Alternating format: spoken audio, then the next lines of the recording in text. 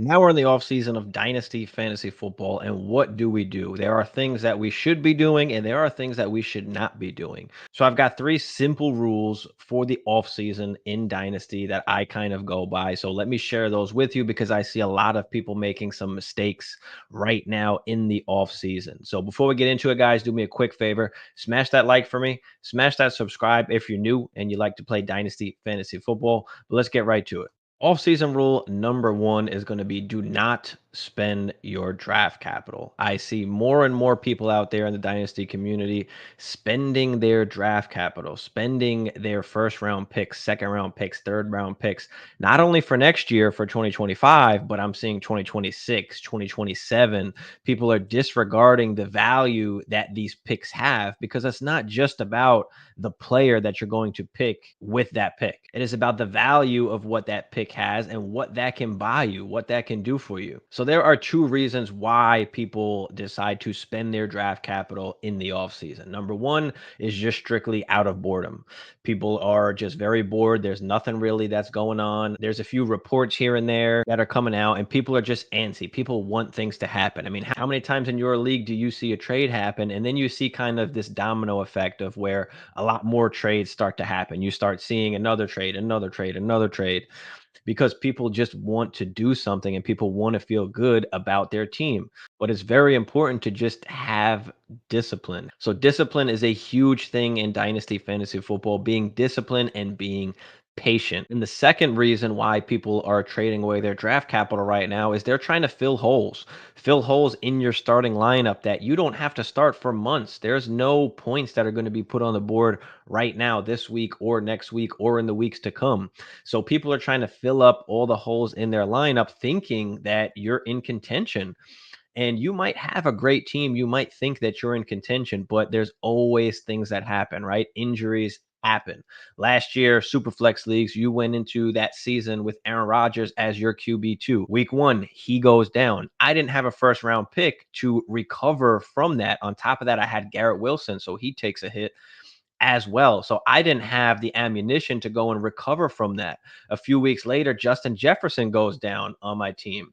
And I don't have the ammunition to fill up any of my holes now because I decided to try and do that in the offseason. You don't need to fill your holes right now. Injuries are going to happen. There's a lot that's going to happen before the season starts and even during the season. You don't need to fill that running back spot right now. It's okay. Injuries are going to happen. Now is not the time to buy running backs. We don't know what's going to happen. We don't know who else is going to get signed, what veterans are going to come in during the season, right? There's always a time to buy running backs, and we'll talk about that in a little bit. But now is not the time. Right now, you should be doing other things. You don't want to spend your draft capital filling any of these holes in your roster right now because you're going to have holes during the season.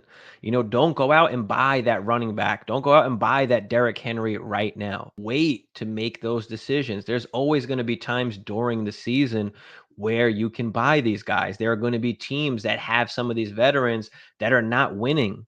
And then you can buy them at that point, right? You might think you're a contender right now, but guess what? Last year, if you had Aaron Rodgers as your quarterback, Joe Burrow, Anthony Richardson, right? All these guys going down, you lost and you might have had a good team. I had one team with Joe Burrow, Deshaun Watson, and Anthony Richardson. And look how that turned out. All three of those quarterbacks went down and I was unable to win. And I had a high draft pick. You want to have something in your pocket. You want to have ammunition that you can spend to fix, to plug in that hole. A lot of times it's not always the best team that wins, right? A lot of times it's okay, who has the most assets? Who can fix up all of their holes, all the deficiencies that happen in the lineup throughout the season? And once you get into the playoffs, who has that ammunition to go and fix that? Do I have a bunch of seconds or thirds in my pocket? So do not spend your draft capital. I beg you, do not spend your first, seconds, or thirds to go and fill spots in your lineup or to just trade out of boredom right now. Do not do it. Save those, which kind of leads up to the next rule that we're going to be talking about. The next offseason rule that I have is trying to build up value and assets on your team, right? Trade with a plan. Don't trade just to trade. Have a plan on what you're trying to do, especially now in the offseason, right? Build up the value, build up the assets, build up your treasure chest of pieces so that you can go into the season and you're ready to go all in if the chips fall that way. And if they don't, you at least have something to fall back on. So, how do we build up our value and our assets on our team? There's kind of two ways we can do that here now in the offseason. Number one is going to be the waivers, right? Hit the waivers hard, snag all of those backup quarterbacks, all of those third string quarterbacks that you can, because during the season, we saw last year how many quarterbacks got injured. All of these guys now became viable. They became starters in our Superflex leagues that people needed. People needed to start quarterbacks. So you were able to go out and sell some of these guys for second round picks, third round picks, some of these backup quarterbacks. Jake Browning, Gardner Minshew, right? You were able to get picks for these guys. And same thing with the running backs, right? We don't know who's going to get injured yet, but you should be trying to roster every running back that's on an NFL roster, all of the RB2s, all of the RB3s, right? Depending on how deep your league is. You want to have a bench full of quarterbacks and running backs in our Superflex leagues, right? You don't want a bunch of these roster clogger wide receivers that you're never going to start or will never see your lineup, right? You want to have quarterbacks and running backs on your bench. You want to have the majority of your bench being quarterbacks and running back, because we want to accrue all these second, thirds, and fourth round picks that we can. And again, we don't know who's it going to be. So that's why you roster a ton of them. You hope that one or two of them turn into the Jerome Fords, the Zach Mosses, right? Some of these guys that are viable, right? The Gardner Minshews, the Jake Brownings, guys that could be starters for teams if the starting quarterback goes down. Because the more assets you have, the more things that you can buy. And you can say, oh, well, what are you going to do with all these third round picks, fourth round picks? Well, that's what I'm using in season to fix my lineup when I need to, right? When I need to go buy that spot start running back, when I need to go buy the Ty Chandler for the game or two. So another way we can accrue some assets of value on our team is using the tier down method, right? Now, depending on your situation and your league, of course, you might not want to tier down, but if you want to gain assets, this is the way how you do it. So let's look at, just for example, we're looking at keep trade cut. We'll go through some of the positions here and I'll give you some examples of some good possible tier downs maybe that you can use where you can pick up assets on top. Now, when you're doing this, you want to kind of scour the league for kind of who has some of the best teams, who has some of the worst teams, right? You want to try and pick and choose some of the worst teams or worst situations that might have the best outcome for their first round pick. So I love trying to tier down picking up first round picks. So when you're picking up first round picks, again, you don't have to make all of these picks, but again, you're building up that ammunition, you're building up that war chest of pieces so that you can go out and buy the Justin Jeffersons when they're available. So you can go out and buy the Jamar Chases, when they're available. So you can go out and buy the Joe Burrows when they're available. So we'll pull up Keep Trade Cut here and we'll go through this kind of together here. But I mean, CJ Stroud is a perfect example of a guy that kind of just shot up, the dynasty rankings. And it's warranted. It's not to say that, he doesn't deserve it or he shouldn't be there. But is there really that much of a difference between, CJ Stroud and like a Joe Burrow or maybe even a Caleb Williams, right? If he hits his kind of full potential, right? There's a lot of guys in this area that are relatively closely the same. Give me a second round pick and okay, I'll take Joe Burrow instead. Right. But now when you're talking about first round picks, like, can we tear down even further? Right. Because we want what that first round pick could be next year, whether that is a quarterback, a wide receiver, or just, again, that ammunition that we have. So can we move from CJ Stroud to a Justin Herbert, maybe even a Caleb, a Jordan Love, a Kyler Murray, and pick up a first round pick on top of that? I think that's very possible the way that CJ Stroud has played, the age that he is, and the way that the community feels about him. Can we pick up a first round pick on top of that? You can do the same thing with kind of, Jalen Hurts, Joe Burrow. Can we get a first round pick on top? Can we move down to some of the Loves, Kyler Murray's, Justin Herbert's, Brock Purdy's, Dak Prescott's, Jared Goff's, right? Can you pick up even more assets on top of that? I want to accrue as many assets as I can. Let's look at the wide receivers. So you pull up the wide receivers here. And I was just talking about this on the live stream kind of the other night, but any of these guys, kind of AJ Brown, Chris Olave, Drake London, Jalen Waddle, right? Can we move off of some of these players, right? Pick up a first round pick and go after some of these guys on the bottom of this tier here, the Zay Flowers, the Tank Dells, the T Higgins, the DKs, the JSNs, right? Can we get a first round pick on top of that and tier down from some of those players? Now I'm going to get somewhat similar production, and I'm also going to have that first round pick in my pocket that I can spend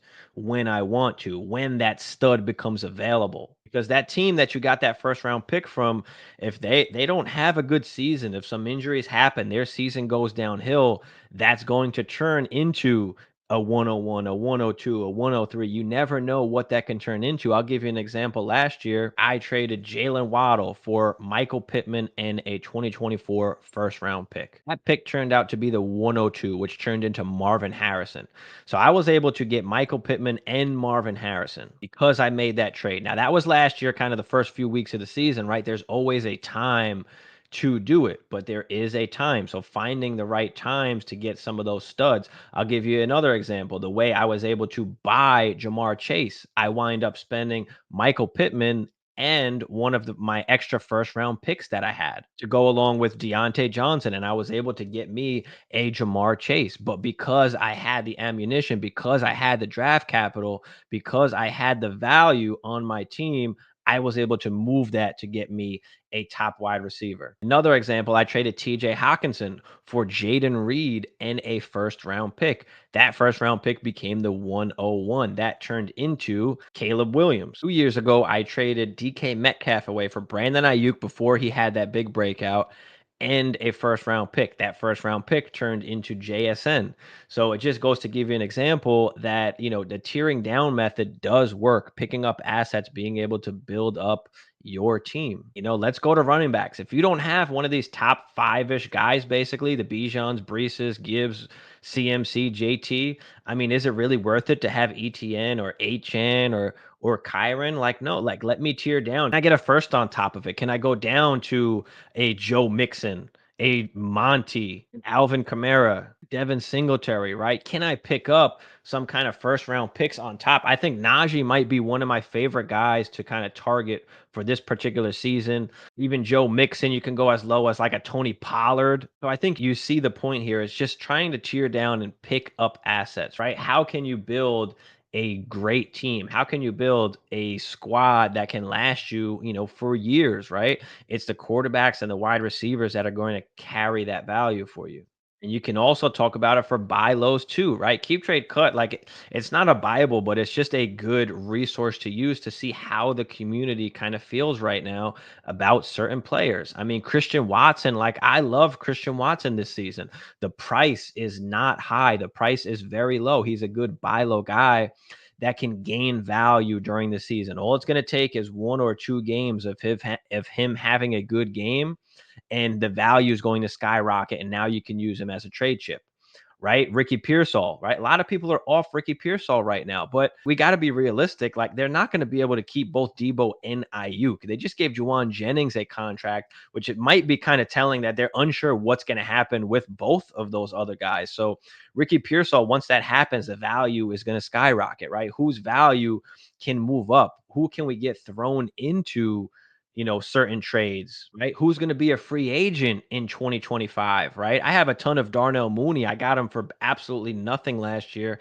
in a ton of trades, just getting thrown in trades that I've made just because I knew he was going to be a free agent. And now the value went up. He goes to the Falcons. He's got Kirk Cousins. They have a quarterback. Right? Who else can we look at down here? Jahan Dotson might be another good one. You can get him in as like a throw-in on a trade. Jacoby Myers, they have no quarterback, but he's still going to be solid. These are just kind of buy low guys that might increase their value a little bit as going into the season. Quentin Johnson, everybody hates Quentin Johnson. Quentin Johnson, can you get him throwing in some kind of trade? Curtis Samuel, nobody's really talking about right now. He could possibly finish as the wide receiver one in Buffalo next year. You can get them at a great value, right? Surf through, keep trade cut and just look at all the different positions and kind of see like who can you take advantage of, right? Who can you see that value could be going up? Startup drafts in the later rounds is a perfect way to kind of snag some of those guys that could gain some value. And my last rule of the offseason is basically just do not buy running backs right now. Buy running backs when you need them, which is not now. We are not playing in season right now. We're not scoring points. right? We don't know what running backs are going to be healthy, and we don't want to overpay for running backs that we might not even be able to use in the season, right? Wait on the running backs, right? You're perfectly fine going into the season starting Tony Pollard at your RB2 spot. I have some teams where I'm starting Kendre Miller in my RB2 spot. I have some teams with Devin Singletary as my RB1, Jerome Ford, right? I'm not in a rush to go out and buy running backs right now. I want to buy at the right time. We want to buy low, we want to sell high. We want to treat it kind of like the stock market, right? Prices go up, prices go down. We want to buy at the right price. We don't want to buy when the price is at the ceiling. Okay, wait till you get towards the season, right? In season, guys are going to get injured. There's going to be guys you can pick up off of waivers. This is why we stack our benches with all these backup running backs. So when guys get hurt or guys find themselves a role in the backfield, and you can flex them as an RB3 flex kind of guy, these are why you're picking up all these assets. These are why you are stashing these running backs on your bench. These are why you're accruing as many draft picks as possible. It doesn't matter if they're seconds, thirds, or fourths. There's going to be times in season, or at least closer to the season, where you can buy running backs, but in season especially, right? I'm not a guy that's going out there and buying a Jonathan Taylor, a Kyron Williams. Like, no, like if I can't get into the Brees Gibbs, Bijans, then I'm content with just staying behind that, right? I'm the guy that's going out there and buying the Jerome Fords for a couple third round picks, the Zach Mosses for a couple third round picks. Gus Edwards, like I'm the guy going out and buying those guys in season when it's a lot cheaper, when there are teams that are not competing and they need to get some of these older guys off their roster. They want to get something out of it. That's when you're attacking and going after the running backs, when you absolutely know that you need to. Otherwise, you're building up your wide receivers, you're building up your quarterbacks. I've just been seeing a lot of people in my DMs with all these different trades that they're trying to make, and they're giving away their draft capital, trying to buy some guys that just don't make sense necessarily for their team, or just not worth you spending the capital on right now. Why go out right now and spend a late first, like, or that you think it's a late first? Oh, I know it's a late first. My team is really good. Yeah, you think your team is really good until some injuries happen, and now you're a bottom team and you don't have your first round pick anymore. There's no worse feeling when you don't have your first round pick and then you have a bunch of injuries on your team. And now you get to miss out on the Marvin Harrisons, the Malik Neighbors, and the Odunzes, right? The Caleb Williams. You get to miss out now on all of these guys because you don't have your draft capital. So we should be trying to accrue draft capital, not spend draft capital, right? We want to get these first round picks. Do you have to throw in some kind of roster clogger wide receiver or some kind of backup running back, or maybe a third round pick to try to get the first round pick? Then you can do that as well. There's creative ways that you can still try and get a first round pick. You might not be able to get a first round pick right now for Stephon Diggs, but if you've got a bunch of seconds, maybe you can add a second to that, and now you give Diggs and a second, and now you get a first. Let me know what you guys thought about this video down in the comments. Drop a comment down there for me. Hit the like button. Smash that subscribe if you are new. In the description in the bottom, as well as the Discord, it is free. So if you want to hop in the Discord, hop in there. But until next time,